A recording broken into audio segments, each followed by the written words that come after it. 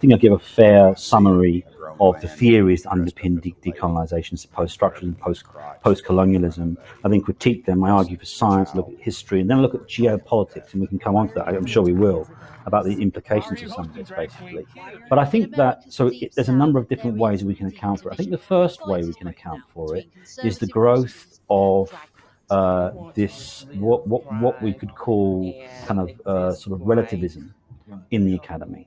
And that really is emergent from sort of a social constructivist position on human knowledge and what's called epistemology. And that basically says, so in the Western tradition, obviously, especially, in the last couple of hundred years post-Enlightenment, or in the Enlightenment period, there's a primacy placed on rational adjudication, reason, to arrive at something we can call the truth, ultimately. So there is a thing out there, and there are different ways of understanding it, but ultimately those ways are testable through scientific knowledge, and then we can attain a better understanding of what exists, and then move forward in that sense.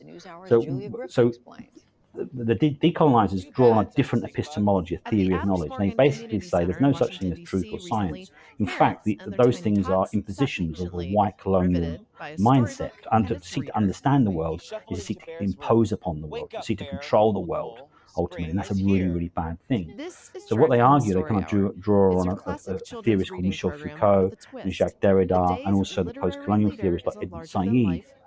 They draw on a social constructivist epistemology, which says there's no such thing as truth or science. Ultimately, everything is kind of socially constructed. So your truth has as much validity as my truth. In other words, there's what we can call a judgmental relativism.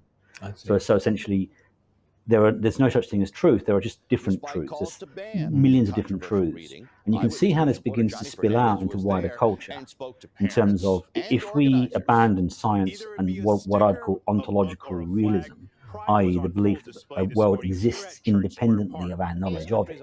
So your biology, your chromosomes exist, or gravity exists, or there is a thing called the material world. If we abandon that, basically, then we end up in this fundamentally epistemologically relativist world, where essentially my identity is the truth. Yes. I am what I am, and you just have to accept it. And if you don't accept it, because you have no rational education, how dare you impose your truth on me? You see what I mean? And so then you start going down the line of like words are violence, silence is violence. Yep. Because drawing on Foucault and these ideas, and these aren't necessarily explicitly, they're not drawing on them theoretically explicitly, but they're now suffuse our culture.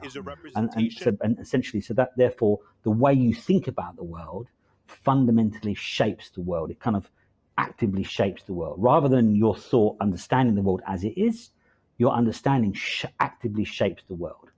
So what he's basically saying is the Blue World Order using a philosophy where people can be offended by anyone. It doesn't matter whether they're wrong or right, it just means that they can be offended by anyone. This gives the Blue World Order the ability to arrest or do whatever they want to with people who they believe are against the system, just by saying that they're offending somebody. That's what he's basically saying there. And also that they're doing this because people believe it. Now, if the Blue World Order can get a whole society to believe a philosophy which then enables them to control the world, surely if we believe we would like a different world, we can create our own world by just believing. Hence, the PAEACP, a statement of belief. We can destroy the Blue World Order using their mind control. All you have to do is join the PAEACP. Let's create a better world.